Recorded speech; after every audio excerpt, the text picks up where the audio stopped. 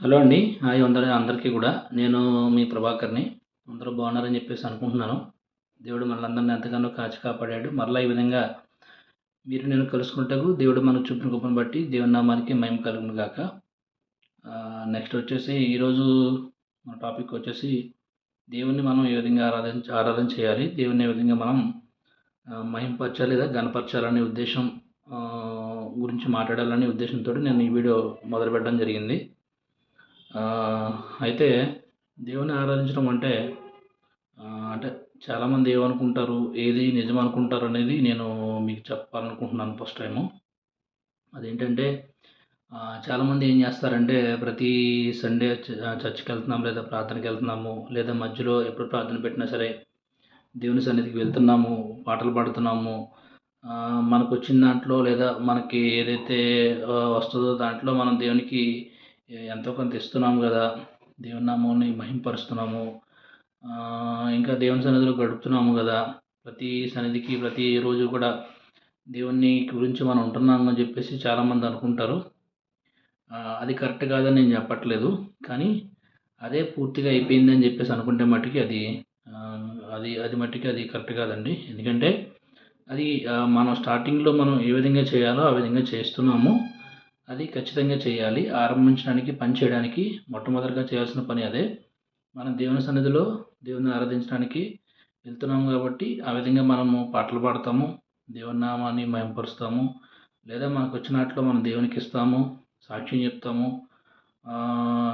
ఏదైనా సరే మంచి మాటలు ఇద్దరు ముగ్గురికి లేదా మన తోటి వాళ్ళతోటి మనం సాక్షిగా బతుకుతాము. ఇదంతా జరుగుతుంది, కాదనట్లేదు. కానీ అంతకు మించి మనం ఏం చేయాలి, ఎలా చేయాలంటే దేవుని ఆరాధించడం అనేది మన పూర్ణ హృదయంతోటి, పూర్ణ మనసుతో మనం దేవుని ఆరాధించాలని చెప్పేసి మనం మన దైవ గ్రంథంలో నేర్చుకోవడం జరుగుతుంది. అంటే పూర్ణ హృదయంతోటి, పూర్ణ మనసుతోటి అంటే ఏంటంటే పూర్తిగా మనం ఆ రోజు ఏ విధంగా అయితే అన్న ప్రార్థన చేసిందో, ఎలా చేసింది ప్రార్థన? ఒక మూలుగుతూ, ప్రసవేదన పడుతూ, ఒక మత్తురాలు వలె ప్రార్థన చేసింది.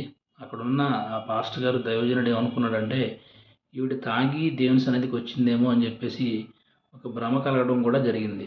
అంటే అంత ప్రసవేదన పడింది. అంతగా మూలిగింది. పూర్తిగా తనను తాను మర్చిపోయి దేవుని మీద ఆధారపడి దేవుని బ్రతిమలాడుకుంది. తనకు కావాల్సింది పొందింది. అటువంటి ప్రార్థనా జీవితం లేదా అటువంటి దేవుని మహిమపరచడం లేదా అటువంటి దేవుని స్తుతించేవారు నిజంగా మనందరం కూడా కావాలండి. ఆ విధంగా మనందరం కూడా ఉండాలి.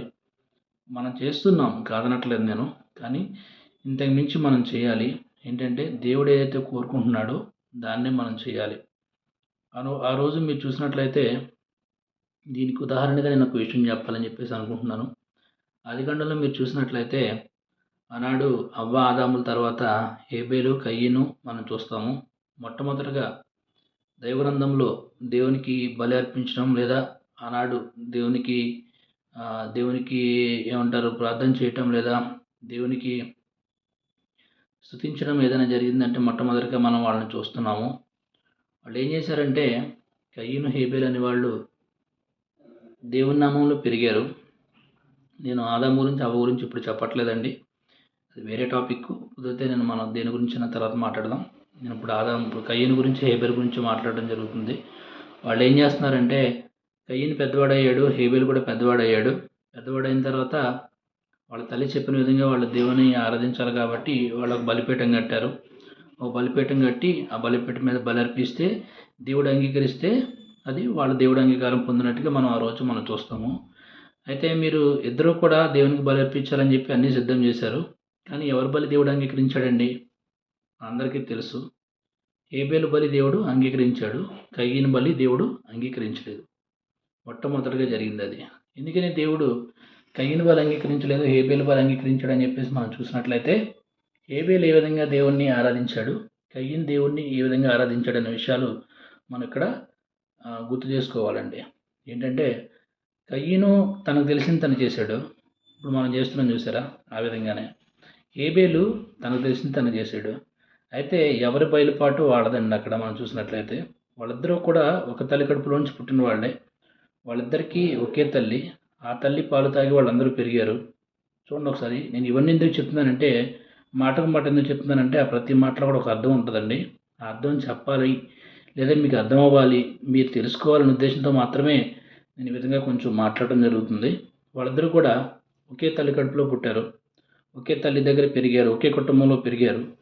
వాళ్ళందరూ కూడా ఆదిలో మొట్టమొదటిగా దేవుడిని ఏ విధంగా ఆరాధించాలి అనే విషయం వాళ్ళందరూ కూడా తల్లిదండ్రుల ద్వారా లేదా ఆ కుటుంబం ద్వారా వాళ్ళు నేర్చుకోవడం జరిగింది. కానీ కయ్యను దేవుని ఏ విధంగా ఆరాధన చేశాడంటే హేబేలు దేవుని ఏ విధంగా ఆరాధన చేశాడంటే మనం అక్కడ చూస్తాం బైబిల్‌లో. కానీ కయ్యను యాక్చువల్‌గా ఏం చేసేవాడంటే వ్యవసాయం చేసుకునే వ్యక్తి కయ్యను. కయ్యను వ్యవసాయం చేసుకునే వ్యక్తి. హేబేలు ఏం చేశాడంటే గొర్రెలు కాచుకునే వ్యక్తి. హేబేలు ఏం చేసేవాడండి గొర్రెలు కాచుకునేవాడు. కయ్యను ఏం చేసేవాడు వ్యవసాయం చేసేవాడు. కాబట్టి కయ్యను ఏం చేశాడు తన తోటలో ఉన్న పొలంలో ఉన్న చెట్లకు ఉన్న పువ్వులు కాయలు అవన్నీ కూడా తీసుకొచ్చి దాని మీద పెట్టాడు. దాని మీద పెట్టి దాన్ని మంచిగా అలంకారం చేశాడు. చూడడానికి చాలా అందంగా ఉంది. చాలా బాగుంది. మీరు చూసినట్లయితే కొన్ని చాలా రకాల పూలు పళ్ళు మంచి మంచి ఆకులు అవన్నీ అక్కడ పెట్టాడు. అవన్నీ అక్కడ పెట్టి చాలా అందంగా దాన్ని సిద్ధం చేసి ఓ ప్రభువా ఓ దేవా రా నా దహన బలి ఇక్కడ రా మీరు వచ్చి నా బలిని అంగీకరించు అని చెప్పేసి కయ్యను ఆ విధంగా ప్రార్థన చేస్తున్నాడు. హేబేలు ఏం చేశాడు మీరు చూసినట్లయితే హేబేలు ఏం చేశాడు హేబేలు దగ్గర గొర్రెలే ఉన్నాయి, ఇంకేమీ లేవు. కాబట్టి హేబేలు ఏం చేశాడంటే ఒక గొర్రెని తీసుకొచ్చాడు. దాన్ని చంపాడు. దాని తలను మొండాన్ని శరీరాన్ని వేరు చేశాడు. వేరు చేసి ఓ దేవా నా బలిని నువ్వు అంగీకరించు అని చెప్పేసి హేబేలు కూడా చెప్పడం జరుగుతుంది. అయితే అక్కడ దేవుడు ఏం చేశాడు హేబేలు బలిని దేవుడు అంగీకరించాడు. ఎందుకంటే బలి అంటే ఆ విధంగానే దేవుడు మనం చూస్తాం కదా, బలి ఏ విధంగా చేయాలంటే ఒక పశువును లేదా ఒక పక్షిని వధించి ఆ విధంగా ఆ మందసం లేదా దాని మీద పెట్టినప్పుడు ఆ బలిపీఠం మీద పెట్టినప్పుడు మనం అన్నీ మంచిగా దైవానుగ్రహంగా లేదా ఒక పద్ధతిగా ఒక క్రమంగా చేసినట్లయితే దేవుడు దాన్ని అంగీకరిస్తాడని చెప్పేసి మనం బైబిల్లో నేర్చుకుంటాము. ఆ విధంగా చెయ్యాలి కాబట్టి హేబేలు ఆ విధంగా చేశాడు కాబట్టి దేవుడు హేబేలు బలిని అంగీకరించాడు. కయ్యని బలిని దేవుడు అంగీకరించలే. కానీ మీరు చూసినట్లయితే కయ్యను బలి లేదా కయ్యను బలిపీఠం చాలా అందంగా ఉండొచ్చు. కయ్యను బలిపీఠం చాలా సుమధురంగా లేదా ఆకర్షణీయంగా అలా చూడటానికి లేదా కళ్ళు మిరుమిట్లు గొలిపే విధంగా కూడా ఉండొచ్చు కయ్యింది. ఎందుకంటే పువ్వులు లేదా ప్రకృతిని లేదా దాన్ని ఆస్వాదించిన వాడు లేదా ప్రేమించిన వాడు ఎవరు కూడా ఉండరు.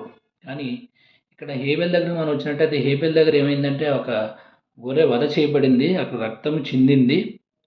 అక్కడ భయంకరమైన పరిస్థితి ఉంది అక్కడ. కానీ కయ్యను దగ్గర అటువంటి పరిస్థితి లేదు. కానీ దేవుడు హేబేలు బలిని అంగీకరించాడు. ఎందుకంటే హేబేలు బలి చేసే విధానం ఒక క్రమంలో ఉంది, ఒక పద్ధతిలో ఉంది, దైవ చిత్తానుసారంగా ఉంది కాబట్టి దేవుడు హేబేలు బలిని అంగీకరించాడు. ఆ విధంగానే మనం చాలా చేస్తున్నాము, అలా చేస్తున్నాము, ఇలా చేస్తున్నాము, ఇదే కరెక్టు, నాకన్నా ఎక్కువ బాగా ఎవరో చేయరు, నాకన్నా ఎక్కువ బాగా ఎవరు చెప్పరు, నాకన్నా ఎక్కువ ఎవరో బాగా పాడరు, లేదా నాకన్నా ఎక్కువ వాక్యం చెప్పరు, ఎవరు పాటలు పాడలేరు, లేదా బైబిల్ బాగా చదవరు. అటువంటి ఉద్దేశంతో చాలామంది ఉన్నారు. కాదనట్లేదు, ఉండొచ్చు. కానీ అదే కరెక్టు లేదా దానికి మించి లేదు అనడానికి లేదండి. దేవుడు మన ప్రతిదీ కూడా బైబిల్లో మనం చూసినట్లయితే ప్రతిదానికి కూడా ఒక క్రమాన్ని ఏర్పాటు చేశాడు దేవుడు. ఒక పద్ధతిని ఏర్పాటు చేశాడు. తాను తన పద్ధతిలో తన క్రమంలో దేవుడు తను ఆ విధంగానే వెళ్తాడండి. దేవుడు ఎప్పుడు కూడా క్రమాన్ని కోరుకునే వ్యక్తి. దేవుడు ఎప్పుడు కూడా ఒక పద్ధతిని కోరుకున్న వ్యక్తి. ఆ పద్ధతి ప్రకారంగా దేవుడు ఆ విధంగానే చేస్తాడు. అదేవిధంగా మనం కూడా దేవుని ఆరాధన చేసేటప్పుడు, దేవుని గణపరిచేటప్పుడు, దేవుని మహిమపరిచేటప్పుడు ఆ విధంగానే మనం కూడా ఉండాలి. దేవుని చిత్తానుసారంగానే దేవునికి ఇష్టానుసారంగానే దేవుణ్ణి గణపరచాలి. దేవునికి ఇష్టానుసారంగానే దేవునికి ఆరాధన కూడా చేయాలండి. ఇప్పుడు ఈ మధ్య మనం చూసినట్లయితే సినిమాల్లో ఉన్న సాంగ్స్ మొత్తం కూడా దేవుని సంఘంలో పెడుతున్నారు. Folk songs, DJ songs, kids, skits, something చాలా చేస్తున్నారు. ఏంటంటే ఒక బయట ఏ విధంగా అయితే హైందవ సమాజం ఏ విధంగా అయితే చేస్తున్నారో గాలిగా చేస్తున్నారో అటువంటి దానికన్నా అంతకన్నా ఎక్కువగా చేస్తున్నారు. అన్నీ కూడా దేవుని చిత్తానుసారంగానే చేస్తున్నారు మీరందరూ కూడా. ఒకసారి మీరందరూ కూడా ఆలోచించండి ఒకసారి. దేవుని సన్నిధిలో ఆనాడు దావీదు పాటలు పాడాడు కదా, డ్యాన్సులు వేశాడు కదా, మేమెందుకు పాటలు పాడకూడదు, మేమెందుకు డాన్సులు వేయకూడదని చెప్పేసి ఈనాడు పాస్టర్లు, విశ్వాసులు మంచిగా మేకప్ వేసుకొని మంచిగా రెడీ అయిపోయి రకరకాలుగా డాన్సులు వేస్తూ మనం చూస్తున్నాం. అయితే ఆనాడు దావీదు దేవుని సన్నిధిలో నాట్యం చేశాడు. కానీ అదొక క్రమానుసారంగా దేవుని సన్నిధిలో నాట్యం చేశాడు. దేవుని నామాన్ని మహిమార్థంగా చేశాడు. దేవుని నామాన్ని ఘనపరచడం కోసం దేవుడు చేశాడు. నా దేవుడు ఇటువంటి గొప్పవాడు, నా దేవుడు ఇలాంటి పనులు చేసేవాడు, ఘనమైన కార్యాలు చేసేవాడు. కాబట్టి నేను ఈ విధంగా నా సంతోషాన్ని వ్యక్తపరుస్తున్నాను అనే ఉద్దేశంతో ఆ విధంగా దావీదు నాట్యం చేయడం జరిగింది. ఏదైనా సరే చేయకూడదని నేను చెప్పట్లేదు, చేసుకోవచ్చు. ఏదైనా సరే ప్రతిదానికి కూడా ఒక హద్దు ఉంటుంది, ప్రతిదానికి కూడా ఒక పద్ధతి ఉంటుంది. ఆ పద్ధతి ప్రకారం మనం చేయాలి. మనుషుల్ని మెప్పించడానికి ఎప్పుడు కూడా మీరు ఏది చేయొద్దండి. దేవుని మెప్పించడానికి చేయండి. మనం ఎల్లప్పుడూ కూడా దేవుని ఆరాధించవలసిన వారమే ఉన్నాము, దేవుని గణపరచవలసిన వారమే ఉన్నాము, దేవునికి మహిమ తేవలసిన వారమే ఉన్నాము. ఎల్లప్పుడూ కూడా మీరు ఏ పని చేస్తున్నప్పుడు కూడా మీరు దేవుని మహిమపరచవచ్చు. మీరు ఏ పని చేస్తున్నప్పటికీ కూడా మీరు దేవుణ్ణి ఆరాధించవచ్చు. ఎందుకంటే మన మనసులో మనం ఏదైనా చేయొచ్చండి, పైకి కనిపించకుండా. ఆ మనసులో మనం ఏదైనా చేయొచ్చు. మనం చాలా కాలంగా మనం దేవుని నమ్ముకుని ఉన్నాం కాబట్టి దానికి తగ్గట్టుగా మనందరం జీవించాలి. ఈ చిన్న విషయాన్ని మీరు జ్ఞాపకం చేసుకోండి, గుర్తుపెట్టుకోండి. ఆ రోజు ఏ విధంగా అయితే హేబేలు బలి దేవుడు అంగీకరించాడు, కయీను బలి దేవుడు అంగీకరించలేదు. సొంత అన్నదమ్ములే, ఒకే కుటుంబమే, ఒకే సంఘమే. నేనేం చెప్తానంటే ఒకే సంఘం కూడా అది. ఆనాడు ఆదికాండంలో కట్టిన సంఘంలో ఉన్న ఇద్దరు విశ్వాసుల్లో ఒకరి విశ్వాసం ఒక విధంగా ఉంది, ఒకరి విశ్వాసం ఒక విధంగా ఉంది. నేనేమంటానంటే ఒకరి విశ్వాసం వాక్యానుసారంగా ఉంది, ఒకరి విశ్వాసం వాక్యానుసారంగా లేదు. అతను లోకంలో ఏ విధంగా చేయాలని ఉద్దేశంతో అతను చేశాడు. అతను ఏ విధంగా దేవుని చిత్తానుసారంగా క్రమంగా ఏ విధంగా చేయాలో ఆ విధంగా చేశాడు. ఆ విధంగా చేసినప్పుడు దేవుడు దాన్ని అంగీకరించాడు.